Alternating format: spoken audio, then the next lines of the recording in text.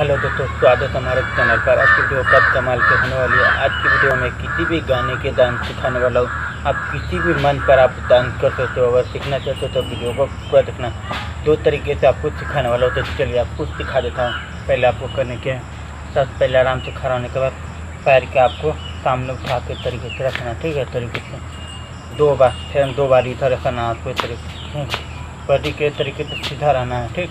उसके बाद हाथ ले जाना आराम से, ठीक है। तरीके ठीक है, 2 बार करना। उसके बाद आराम से खड़ा होने के बाद,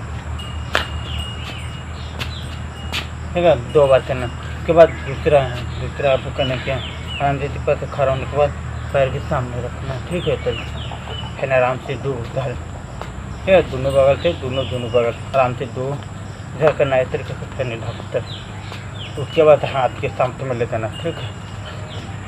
करे जाकर हमारे तरीके निकलना है, ठीक है।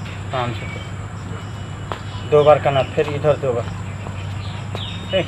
इस तरीके से करना है, ठीक है। चलिए भाग करके आपको दिखा देता हूँ।